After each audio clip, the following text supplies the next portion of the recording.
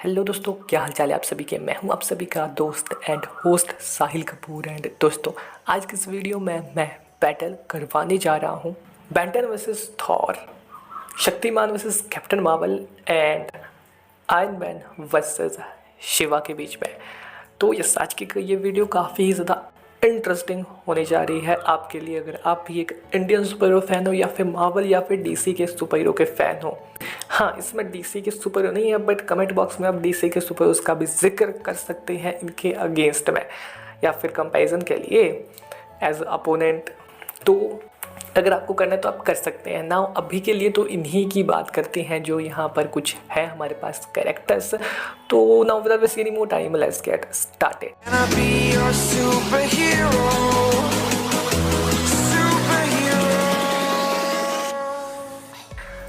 तो दोस्तों, वीडियो में आगे बढ़ने से पहले इन कैरेक्टर की वर्सेस बैटल करवा लेते हैं और इनके बारे में आप थोड़ा जान लीजिए तब तक। तो बेंटन जो कि एक आम लड़का था, पर तब तक ही जब तक उसे ओमेटिक्स नहीं गई, और ओमेटिक्स के मिल जाने के बाद बेंटन बन गया एक सुपर हीरो और उसके पास आ गई कई सारे एलियंस की सुपर पावर्स। और जैसा कि स्पाइडरमैन के अंकल ने कहा है कि बड़ी ताकत के साथ आती है बड़ी जिम्मेदारी, तो इन बातों को ध्यान में रखकर बेंटन भी अपनी ताकत का उपयोग लोगों की मदद के लिए करने लगा। बेंटन का पूरा नाम है बेंजामिन कार्बी टेनिसर। बेंटन की जो करेंट एज है वो है 17 और बेंटन अपनी वॉच यानी कि ओमेटिक्स के चलते कई सारे एलियंस में बदल जाता है और वो एलियंस भी काफ़ी ज़्यादा ताकतवर और ख़तरनाक होते हैं। और बेंटन के हर मिशन में उसकी मदद करते हैं उसके साथी केविन 11 एंड ग्वेन टेनिसन। और ग्वेन टेनिसन तो बेंटन की कज़न भी है। और अब बात करते हैं बेंटन की पावर्स की। तो बेंटन की सबसे बड़ी पावर निकल के आती है उसकी वॉच यानी कि ओमेटिक्स, क्योंकि इसकी मदद से उसने बड़े से बड़े विलन को भी ठिकाना लगाया है। फॉर एग्जांपल विगैक्स, जैसे कि आप सभी जानते हैं कि विगैक्स बहुत खतरनाक विलन है और वो 10 दुनियाओं का विजेता है, पर बेंटन ने अपनी वॉच की मदद से यानी कि ओमेटिक्स की मदद से उसे आसानी से तो नहीं कह सकते पर ठिकाना जरूर लगाया है। बेंटन के पास वैसे तो कई सारे एलियंस हैं, पर उसका सबसे ज़्यादा पावरफुल या यूँ कहूँ मैं very very very most powerful alien है एलियन एक्स। और वो इतना ज़्यादा पावरफुल है कि पूरे ब्रह्मांड के ख़त्म हो जाने के बाद भी उसे पूरी तरह से वापस बना सकता है। मतलब एक गॉड लेवल से भी ज़्यादा, मैं कहूँगा गॉड लेवल से भी ज़्यादा पावर है एलियन एक्स के पास। पर अगर मैं बात बेन टेनिसन की वीकनेसेस की, तो वो निकल कर आती है कि बेन 10 की ओमेटिक्स की बैटरी कभी भी ख़त्म हो सकती है। मेरे कहने का मतलब है कि अगर बीच बैटल के दौरान बेन टेनिसन की ओमेटिक्स की बैटरी ख़त्म हो जाती है तो ऐसे में बेन क्या करेगा। और साथ ही में बेन की ओमेटिक्स उसे कभी भी धोखा दे देती है। मतलब कि अगर बेन को चाहिए होगा ह्यूमंगस सॉर्ड तो वो बन जाएगा ग्रे मैटर, और शक्तिमान के सामने ऐसा होता है तो भाई बेन टेनिसन के तो लग गए। मतलब शक्तिमान को ग्रे मैटर को मारने में कितना का टाइम लगेगा, इतना तो आप खुद भी सोचो। पर अगर ह्यूमंगस सॉर्ड होता तो तब बात अलग थी, पर बेन की ओमेटिक्स मैंने जैसा कहा उसे कभी भी धोखा दे सकती है। तो ये एक बहुत बड़ी वीकनेस है बेन की। और साथ ही में बेन टेनिसन एक टीनेजर है, जिस कारण उसके पास एक्सपीरियंस यानी कि तजुर्बे की भी कमी है और बहुत कमी है।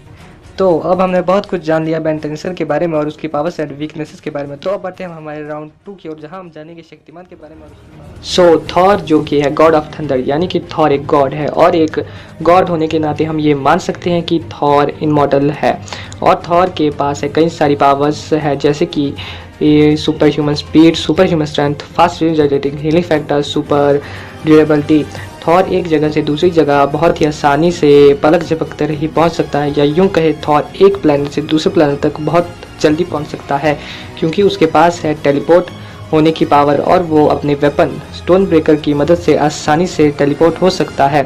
थॉर इम्यून है किसी भी तरह की डिजीज से, यानी कि थॉर को वायरस या बीमारी छू भी नहीं सकते। प्लस उसका हीलिंग इतना ज़्यादा स्ट्रॉन्ग है कि वो काफ़ी जल्दी बड़े से बड़े घाव को भी आसानी से हील कर जाएगा। और अगर थॉर के पास उसका वेपन यानी कि म्यूनीर आ जाए तो उसकी पावर और भी ज़्यादा बढ़ जाती है। साथ ही थॉर इतना ज़्यादा पावरफुल है कि उसने एमसीयू के one of the most powerful यानी कि very very powerful being Galactus को भी हराया है, जो कि पृथ्वी को खाना चाहता था। और अगर ऐसा होता है कि थॉर के पास उसके दोनों वेपन यानी कि स्टोन ब्रेकर और म्योलनीर आ जाए तो थॉर की पावर एक नेक्स्ट लेवल तक पहुंच जाएगी, जो कि हमने अवेंजर्स एंड गेम में देखा है।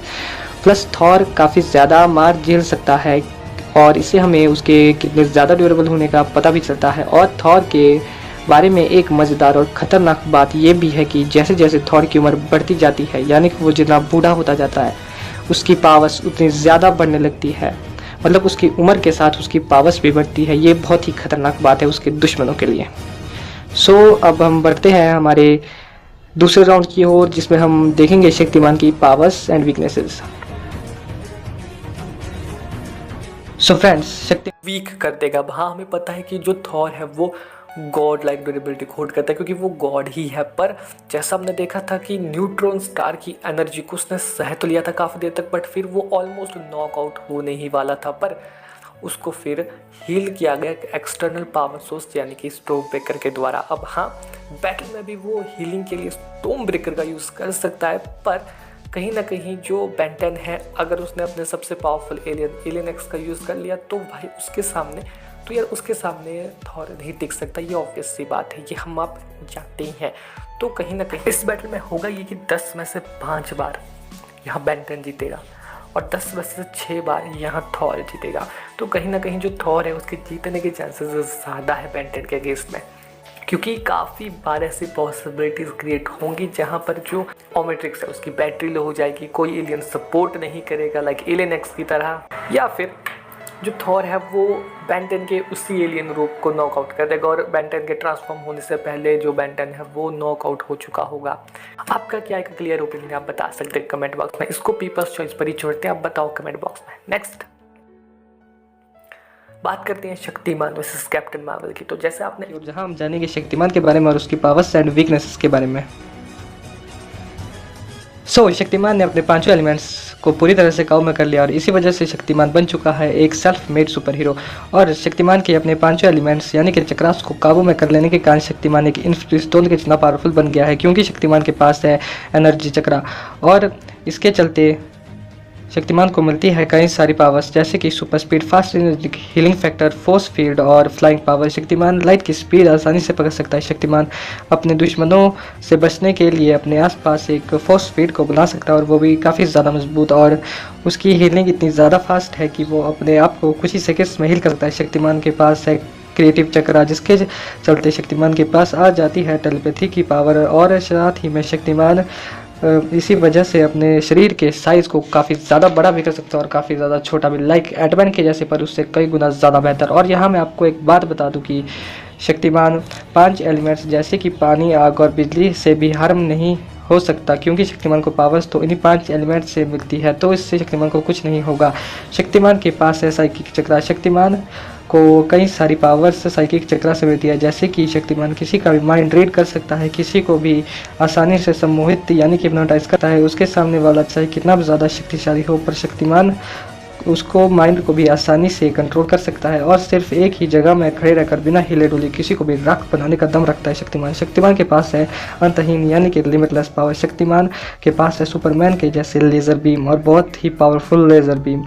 और इतना ही नहीं, शक्तिमान टाइम डिकेटिंग यानी कि टाइम ट्रेवल भी कर सकता है, और अगर वो हार भी जाए तो टाइम में पीछे जाकर अपनी हार को जीत में बदल सकता है। पर यहाँ मैं आपको एक बात बता दूं कि शक्तिमान ऐसा नहीं करेगा, क्योंकि अगर शक्तिमान टाइम ट्रेवल कर भी सकता है, जो कि वो ज़रूर कर सकता है, पर शक्तिमान प्रकृति के नियमों के विरुद्ध कभी नहीं जाएगा, और शक्तिमान प्रकृति के नियमों के विरुद्ध जाकर टाइम तो कभी नहीं करेगा। और यहाँ मैं आपको बता दूँ कि ये शक्तिमान की एक वीकनेसेस भी है कि वो कभी भी प्रकृति के बनाए हुए नियमों को नहीं तोड़ता, और अगर वो ऐसा करता है तो उससे उसकी पावर्स छीन ली जाती है।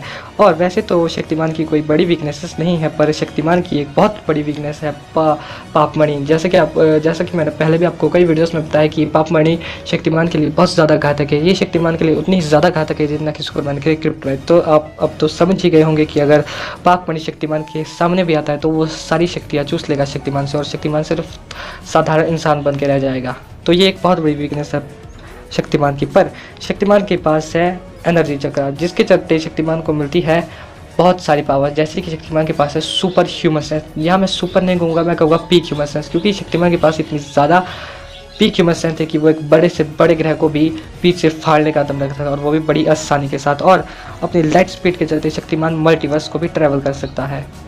सो फ्रेंड्स, ये तो थी शक्तिमान की कुछ नाम मात्र की पावर्स, क्योंकि शक्तिमान के पास इतनी ज़्यादा पावर है कि उनकी गिनती नहीं हो सकती। एक हिसाब से शक्तिमान की पावर्स लिमिटलेस है, क्योंकि शक्तिमान के पास इतनी सारी पावर है कि शक्तिमान खुद भी उनका अंदाज़ा नहीं लगा सकता। तो फ्रेंड्स, अब हम शक्तिमान के बारे में बहुत कुछ जान चुके हैं। सो अब बढ़ते हैं हमारे फाइनल यानी कि तीसरे यानी कि फाइनल राउंड की ओर, जिसमें हम कैप्टन मार्वल की, तो कैप्टन मार्वल को उनकी पावर मिली है डायरेक्ट यानी कि स्पेस स्टोन से, और कैप्टन मार्वल के पास आती है super strength, super speed, super stamina, cosmic awareness, energy production and absorb, seventh sense, peak level durability, super healing और ऐसी ही कई सारी पावर्स। पर अगर देखा जाए तो कैप्टन मार्वल की फाइटिंग स्किल्स उतनी ज़्यादा भी अच्छी नहीं है जितनी कि अपने कैप्टन अमेरिका की। पर कैप्टन मार्वल को वॉर का अच्छा खासा एक्सपीरियंस है, परंतु कैप्टन मार्वल की जो सबसे बड़ी पावर यहाँ पर निकल कर आती है वो है कैप्टन मार्वल का बाइनरी फॉर्म। इसे आप कैप्टन मार्वल का रौद्र रूप ही समझ सकते हैं। अपने बाइनरी फॉर्म में आने के बाद कैप्टन मार्वल देवी मार्वल बन जाती है। मेरे कहने का मतलब है कि जब कैप्टन मार्वल अपने बाइनरी फॉर्म में होती है तब वो लोगों का कल्याण कर देती है, यानी कि जब कैप्टन मार्वल अपने बाइनरी फॉर्म में पूरी तरह से आ जाती है तो यार कैप्टन मार्वल के सामने बड़े से बड़ा सुपर हीरो या फिर बड़े से बड़ा विलन भी टिक नहीं पाता। और ये आप थैनोस वर्सेस कैप्टन मार्वल की फाइट में देख ही सकते हैं। और साथ ही में कैप्टन मार्वल अपने हाथों से एनर्जी ब्लास्ट भी कर सकती है, प्लस बड़े से बड़े शिप या फिर मिसाइल को आसानी से बीच से फाड़ने का दम रखती है। सो फ्रेंड्स, ये थी कुछ डिटेल्स कैप्टन। इन दोनों की पावर्स को देखा कि ये कितने पावरफुल है, पर एक क्लियर विनर तो एक ही निकल कर आएगा एंड वो होगा ऑब्वियसली शक्तिमान। एंड शक्तिमान क्यों है विनर, ये आपको इसकी पावर्स देखकर पता लग ही गया होगा। शक्तिमान वर्सेस कैप्टन मार्वल में शक्तिमान विंस। नाउ जो शिवा है उसको मैंने लास्ट में क्यों रखा, तो बात कुछ ऐसी है, डिसएडवांटेज नहीं है कि उसका अस्त्र उससे अलग हो जाएगा, क्योंकि वो लिटरल में खुद ही एक अस्त्र है। और उसकी सबसे बड़ी फीड हमें देखने को मिली है इस मूवी के एंड में, जब वो लिटरल में, यहाँ पर स्पॉइलर है अगर आपने मूवी नहीं देखी है तो, कि जो वो शिवा है वो मूवी के एंड में जब ब्रह्मास्त्र ओपन हो जाता है, एक्टिवेट हो जाता है, तो उसको बंद कर देता है, उसको डीएक्टिवेट कर देता है अपनी पावर्स के चलते। तो ये अब तक की शिवा की सबसे बड़ी फीड हमें दिखाई गई है ब्रह्मास्त्र मूवी में। हॉकाई, ब्लैक विडो एंड कुछ ऐसे ही अदर स्ट्रीट पावर लेवल वाले सुपर, उसको तो वो अकेले काफी ज्यादा जल्दी डिफीट करके आगे बढ़ जाएगा। कैप्टन अमेरिका तक को वो डिफीट करने का पोटेंशियल रखता है, पर जब वो आयरन मैन के सामने आएगा, आयरन मैन ना ही शिवा को डिफीट कर पाएगा और ना ही शिवा आयरन मैन को डिफीट कर पाएगा। और इसका सबसे मेजर कारण ये है कि इन दोनों के बैटल में जीतने की इक्वल चांसेस बनते हैं, क्योंकि जो आयरन मैन है वो कहीं ना कहीं जो फायर है उसको काफी हद तक झेल नहीं सकता, बट उसे रिफ्लेक्ट करने का पोटेंशियल रखता है। जैसा कि हमने अवेंजर्स इन्फिनिटी वॉर में देखा था, जब थैनोस फायर अटैक करता है आयरन मैन के ऊपर तो वो उस चीज को रिफ्लेक्ट कर देता है। और अब जो आयरन मैन का सबसे लेटेस्ट आर्मर है वो तो इन्फिनिटी वॉर वाले आर्मर से 5 साल ज्यादा एडवांस है। तो हाँ, इस तकनीक को आयरन मैन ने और ज्यादा एडवांस कर लिया होगा, और नैनोटेक एकदम से डैमेज पड़ते ही उसको एकदम से रिपेयर कर देती है, हील कर देती है पूरे आर्मर को। पर ऐसे में जो शिवा है वो भी किसी से कम नहीं है, उसके पास उसकी हाई लेवल फायर मैनिपुलेशन की पावर है, जिसकी मदद से अगर वो चाहे तो लिटरल में इतनी ज्यादा सॉलिड शील्ड को अपने आसपास क्रिएट कर सकता है, जिसकी मदद से वो लिटरल में बुलेट्स तक के अटैक को डॉज कर सकता है, और वो जो चाहे वो क्रिएट कर सकता है अपनी फायर की एबिलिटी से। उसकी जो फायर मैनिपुलेशन की एबिलिटी है वो भी कोई मजाक नहीं है, क्योंकि वो कोई नॉर्मल आग नहीं है, कोई नॉर्मल फायर नहीं है। उसी एनर्जी के चलते उसने ब्रह्मास्त्र की जो पूरी एनर्जी थी उसको कवर करके वापस से रोक दिया था और ब्रह्मास्त्र को डीएक्टिवेट कर दिया था। अगर उसने ये फीड हासिल की है तो आयरन मैन के आर्मर को ब्रेक करना अपनी एनर्जी से, उसमें उसे ज्यादा देर नहीं होगी, बस उसे आयरन मैन के अटैक को सरपास करके वो चीज करनी होगी जिसमें कि उसको दिक्कत आएगी। जिस वजह से यहाँ पर शिवा के पास भी काफी चांसेस है इस बैटल को जीतने के, और आयरन मैन के पास भी, जो कि इस बैटल को टाई बना देती है, क्योंकि आयरन मैन की